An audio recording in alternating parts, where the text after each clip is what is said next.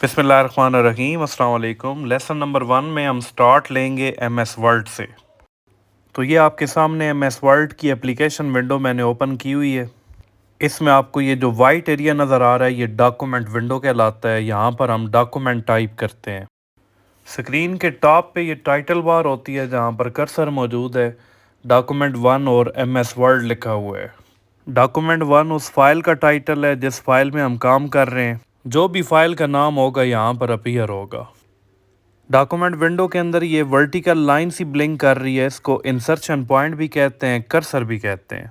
Insertion point indicate करता है कि यहाँ से हमने टाइप करना शुरू करना है। और डॉक्यूमेंट विंडो के अंदर जहाँ पर हम ये कर्सर को लेकर आएंगे तो आई की शेप बन जाती है। इसको आई बीम कहते हैं। और ये तमाम टर्म्स आपको याद होनी चाहिए because these are part of your syllabus. Title bar के बिल्कुल नीचे ये मेन्यूज़ आपको नज़र आ रहे हैं। Home, insert, page, layout, reference वगैरह के नाम से हैं। और हर मेन्यू के अंदर ये छोटे छोटे टूल आइकन्स बने हुए हैं। और इन्हीं आइकन्स की मदद से ही हमने ये सारा काम करना होता है। तमाम तरह की फॉर्मेटिंग करनी होती है। इन तमाम मेन्यूज़ के अंदर आपको ये छोटे छोटे टूल आइकन्स नज़र आ रहे हैं।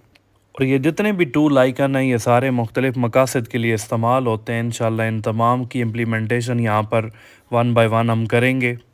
तो सबसे पहले हम स्टार्ट लेते हैं होम मेन्यू से। होम मेन्यू के अंदर आपको नज़र आ रहे हैं बहुत सारे टूल आइकन्स हैं।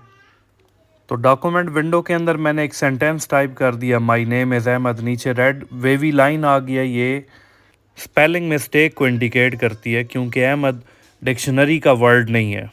तो मैंने राइट क्लिक करके स्पेलिंग मिस्टेक को इग्नोर कर दिया है। ए को कैपिटल कर दिया। माई नेम इज़ अहमद लिखा हुआ आपको सामने नज़र आ रहा है। तो इस फॉन्ट पे किसी भी तरह की फॉर्मेटिंग करने के लिए सबसे पहले हमें इसको सेलेक्ट करना पड़ेगा। सिलेक्शन के दो तरीके मैं आपको बता रहा हूँ। एक तरीका है ड्रैग एंड ड्रॉप के ज़रिए और सेकंड हम कीबोर्ड से सिलेक्शन कर सकते हैं। तो एम के पीछे कर्सर ब्लिंक कर रहा है। शिफ्ट वाला बटन दबाए रखें और राइट एरो की को प्रेस करते जाएं, आपका टेक्स्ट सेलेक्ट हो जाएगा। होम मेन्यू का फर्स्ट ऑप्शन हम सीखेंगे कि फ़ॉन्ट का साइज़ हम बढ़ा कैसे सकते हैं और कम कैसे कर सकते हैं। ये दो ए आपको नज़र आ रहे हैं, एक बड़ा लिखा हुआ है, एक छोटा सा है, टूल आइकन बना हुआ है। तो बड़े ए पे हम क्लिक करते जाएंगे, फ़ॉन्ट साइज़ बढ़ेगा। छोटे पे क्लिक करेंगे, फ़ॉन्ट साइज़ कम होगा।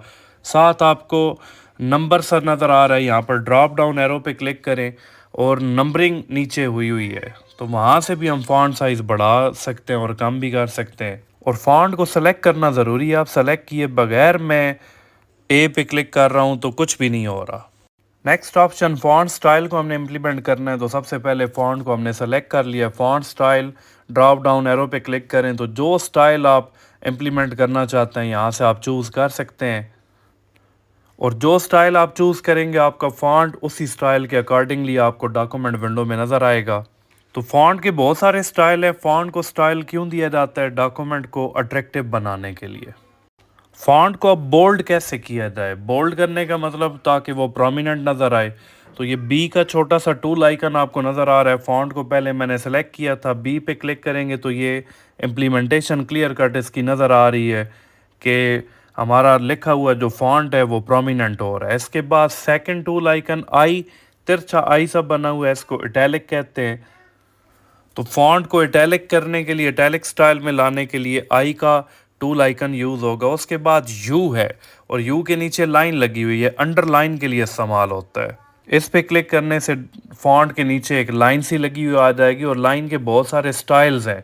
इनमें से जो स्टाइल आप चूज़ करेंगे उसी स्टाइल की लाइन नीचे लगी हुई आ जाएगी।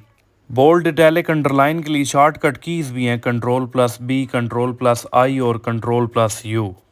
नेक्स्ट ऑप्शन स्ट्राइक थ्रू का है। इसको जब हम अप्लाई करेंगे तो टेक्स्ट के बिल्कुल मिडल में एक लाइन सी लगी हुई आ जाती है। अब ये फ़ॉन्ट को स्टाइल देना, उसका साइज़ छोटा बड़ा करना, बोल्ड, इटैलिक या अंडरलाइन करना, इस सब को फॉर्मेटिंग कहा जाता है।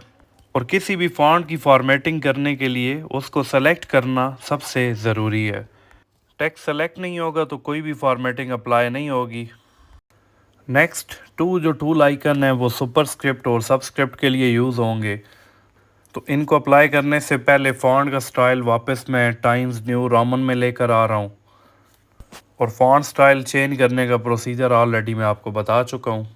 तो हमने x raise to power 2 type करना है, सिंपल x2 टाइप कर दिया। 2 को पावर बनाने के लिए 2 को सिर्फ मैंने सेलेक्ट किया है।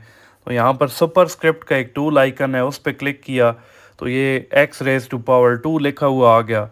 अब मैं थोड़ा फॉन्ट साइज़ बढ़ा के आपको चेक कराता हूँ कि किस तरह से आपको बाज़ाहिर नज़र आ रहा है। इसी तरह सबस्क्रिप्ट के लिए इसके बिल्कुल साथ ही एक छोटा सा टूल आइकन है। अब हमने जिस तरह सिंपल केमिस्ट्री में हम लिखते हैं H2O, तो 2 सबस्क्रिप्ट में लिखा जाता है, वो हम कैसे लिखेंगे। अब सिंपल मैंने H2O टाइप कर दिया है। 2 को नीचे सबस्क्रिप्ट में लेकर जाने के लिए 2 को सबसे पहले मैं सेलेक्ट करूँगा और सेलेक्ट करने के बाद सबस्क्रिप्ट वाला टूल आइकन सामने आपको नज़र आ रहा है, उस पर क्लिक करेंगे तो ये H2O बन जाएगा। हमारा जो नेक्स्ट टूल आइकन है वो भी बड़ा इफेक्टिव है। जब हम डॉक्यूमेंट कंपोज करते हैं तो इसकी हमें बहुत ज़्यादा ज़रूरत पड़ती है। ये चेंज केस के लिए इस्तेमाल होता है। इसमें sentence case, upper case, lower case में आप मुख्तलिफ लेटर्स को शिफ्ट कर सकते हैं। तो इसको भी इम्प्लीमेंट करने के लिए सबसे पहले जिस फॉन्ट पे इसको इम्प्लीमेंट करना है उसको पहले हम सेलेक्ट करेंगे। तो यहाँ पर माई नेम इज़ अहमद को मैंने सेलेक्ट कर लिया। तो इसमें पहला ऑप्शन सेंटेंस केस का है, तो ये ऑलरेडी सेंटेंस केस के अंदर है। सेकंड में लोअर केस, तो लोअर केस में सेलेक्ट करते ही जितना मेरा फॉन्ट था वो सारा लोअर केस में आ गया। फिर अपर केस मींस तमाम फॉन्ट कैपिटल लेटर में आ गया। ये ऑप्शन है कैपिटलाइज ईच वर्ड, हर वर्ड का पहला लेटर कैपिटल कर देगा और लास्ट में हर वर्ड का पहला लेटर स्मॉल, बाकी सारे कैपिटल। तो ये हमारे आज के कुछ टूल आइकन्स थे जो हमने प्रैक्टिकली परफॉर्म किए यहाँ पर। तो आपने सुना हुआ होगा practice makes a man perfect, तो जितनी ज़्यादा इसकी आप प्रैक्टिस करेंगे उतने ये टूल आइकन आपको याद हो जाएंगे। और वीडियो अगर आपको पसंद आई हो, इन्फॉर्मेटिव लगी हो, तो चैनल को सब्सक्राइब लाजमी कर दें। Thank you so much.